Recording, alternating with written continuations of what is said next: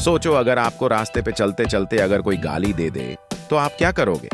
क्या आप उनकी बात सुन के लोगे?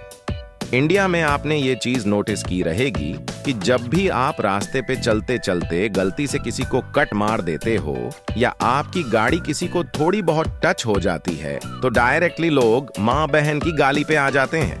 और कभी कभी सिचुएशन एस्केलेट होते होते हाथापाई भी हो जाती है। बट आप एक स्टेप पीछे लेके इस सिचुएशन को बारीकी से देखो कि आपको ऐसा कुछ करने से कुछ मिलने वाला है। इससे बस आपका ईगो सेटिस्फाई होगा, लेकिन आपकी एनर्जी, वर्ड्स, मेंटल पीस और सबसे ज्यादा इंपॉर्टेंट आपका टाइम वेस्ट होगा। क्या आपका छोटा सा एक कोटिस्फाई करने के लिए इतनी सारी चीजें दांव पे लगाना सही है? और ईगो पे बात आ ही गई है तो आज तुम्हारा ईगो भी तोड़ देता हूं। समझ लो ये आप हो। अब ये रही आपकी कंट्री और ये रही अर्थ। पॉज करके देखो या झूम करके देखो, कहीं दिख रहे हो तुम? आज जिस लॉ के बारे में हम लोग बात करने वाले हैं उससे समझने से पहले आपका ईगो तोड़ना बहुत ज्यादा इंपॉर्टेंट है। नहीं तो मैं आगे जितने भी सारे पॉइंट्स बताने वाला हूं वो आपके दिमाग में घुसेंगे ही नहीं और काम भी नहीं करेंगे। ये वीडियो भी उन्हीं हजारों वीडियो में से होके रह जाएगी जिन्हें बस आप देखने के लिए देख रहे हो। ये एक फोटो है जिसे डीपेल ब्लू डॉट कहा जाता है। ये अर्थ की आज तक की सबसे दूर से खींची हुई फोटो है, 6 बिलियन किलोमीटर दूर से। इसे खींचा गया है वॉयजर 1 के द्वारा और वो भी 33 इयर्स पहले। अब बताओ मेरे शेर, तुम कहीं दिख रहे हो इस फोटो में? तुम्हारी बात छोड़ो, तुम जिस अर्थ को अपना होम प्लैनेट कहते हो वो भी इस यूनिवर्स में बस एक डॉट के बराबर दिखती है। और लोग आजकल हर जगह लड़ते झगड़ते रहते हैं, कभी खुद का ईगो सेटिस्फाई करने के लिए या फिर कभी इस छोटे से डॉट के एक छोटे से टुकड़े के लिए। खैर, अब जब हम सब इंसानों को अपनी औकात पता चल ही चुकी है तो let's move to law number 9, 48 laws of power win through your actions and never through your arguments. अब आर्ग्यूमेंट्स के बारे में तो हम सभी को पता है, ये हम सभी ने बच से देखी हुई है। लेकिन इस लॉ में एक्शंस किस टाइप की हो सकती है? तो एक्शंस बेसिकली 3 टाइप की हो सकती है। पहला है फाइट और attack, second is defend and third is walk away. Fight और अटैक दुनिया में सबसे ज्यादा कॉमन है। लोग हर बार अपना पॉइंट प्रूव करने के लिए, अपने ईगो को सेटिस्फाई करने के लिए लड़ते झगड़ते रहते हैं। सेकंड वाला पॉइंट आता है डिफेंड, जिसे हम लोग डिटेल में डिस्कस करेंगे इस वीडियो में। एंड थर्ड और प्रोबेली, मेरा सबसे favourite point is walk away. देखो भाई, लाइफ में सबसे ज्यादा इंपॉर्टेंट चीज होती है आपका मेंटल पीस। अगर ये ठीक है तो पैसा और पावर कंटिन्यूसली आपके पास आती रहेगी, और अगर यही हिला हुआ है तो जितना भी पैसा और पावर आपने कमाई है वो एक ना एक दिन आपके हाथ से जाने वाली है। अब अपनी एक्शन से जीतना कैसे है, इसको और डिटेल में समझते हैं। सबसे पहली चीज जो आप कर सकते हो वो है सामने वाले को प्रूफ दिखाना। अगर आप प्रूफ के साथ, अगर आप फैक्चुअल डाटा के साथ चीजें रिप्रेजेंट करते हो तो सामने वाले के पास कितना भी तगड़ा काउंटर आर्ग्यूमेंट क्यों ना रहे, वो आपके सामने बात नहीं करेगा। रशिया के प्रेसिडेंट व्लादिमीर पुतिन की एक बहुत ही तगड़ी लाइन है, guns and politeness is much more effective than politeness alone. अब यहाँ पे गन्स का मीनिंग होता है प्रूफ्स एंड डेमोन्स्ट्रेशन।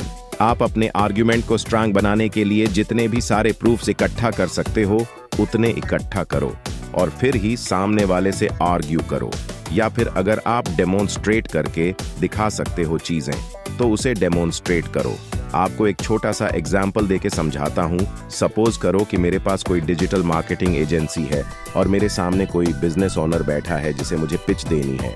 अब रादर देन उसे ये कह के कि मैं आपका रेवेन्यू 10 गुना कर दूंगा, अगर मैंने अपने पुराने क्लाइंट्स के कोई प्रूफ दिखाए उनको कि कैसे मेरी वजह से उनका रेवेन्यू 10x हुआ, 100x हुआ, तो वो उस बात पे ज्यादा यकीन करेगा रादर देन सिर्फ मेरे वर्ड्स पे। या फिर मैंने उसे एक ऐसा ऑफर दिया जिसे वो रजिस्ट ना कर पाए कि आप 7 दिन की एक फ्री ट्रायल ले लो और इन 7 दिन में आपको गारंटीड रिजल्ट्स दिखेंगे।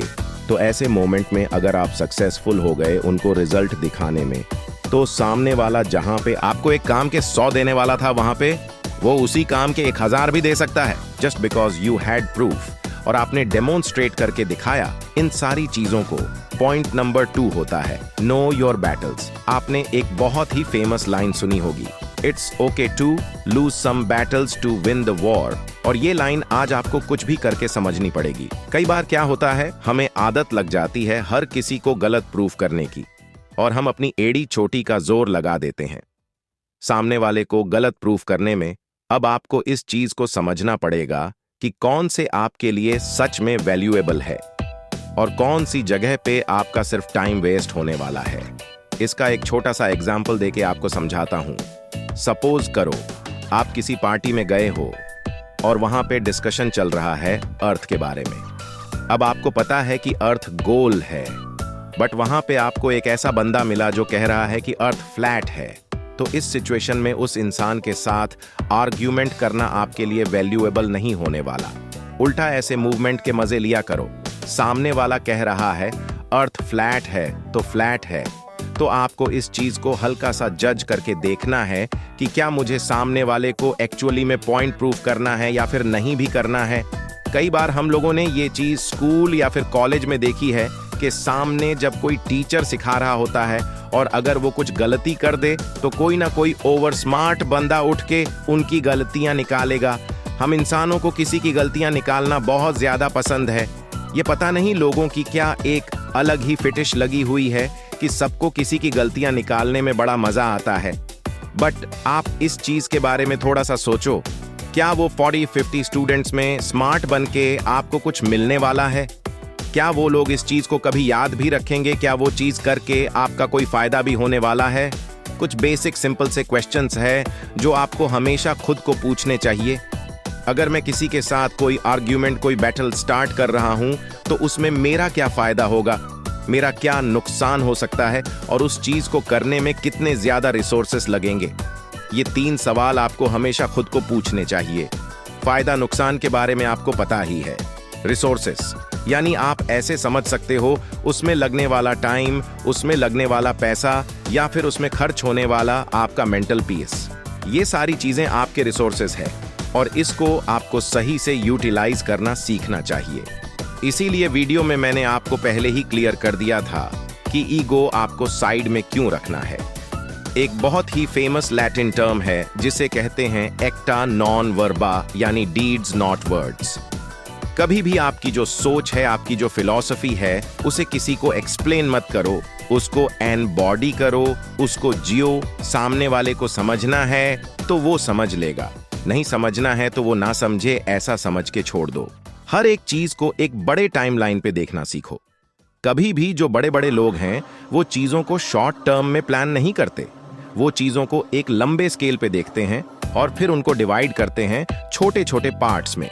अगर आपको इलॉन मस्क की बिजनेस स्ट्रैटेजी भी पता रहेगी तो वो बंदा अगले 10-20 साल का प्लान करता है और फिर उन्हें छोटे छोटे सेक्शंस में डिवाइड करता है। इसी वजह से तो वो वर्ल्ड की 99.9% पॉपुलेशन से ज्यादा सक्सेसफुल है। देखो, एक चीज होती है कि लॉन्ग टर्म में आपको पता नहीं है कि कौन सा इंसान आपके काम आ जाए, तो बस शॉर्ट टर्म में कोई आर्ग्यूमेंट जीत के उससे कोई रिलेशन खराब करके आपका कोई फायदा नहीं होने वाला। उससे अच्छा लॉन्ग टर्म गेम के बारे में सोचो और वैसा एक्ट करो। अब अगर आपके सामने कोई ऐसी सिचुएशन आई ही जाए कि सामने वाला आर्ग्यूमेंट करने पे लगा ही है, तो क्या करना चाहिए? सबसे पहली चीज आपको करनी है वो है सामने वाले की साइकोलॉजी को समझना। आप समझो कि कई बार चीजें दिमाग से नहीं आती, कई बार सामने वाले के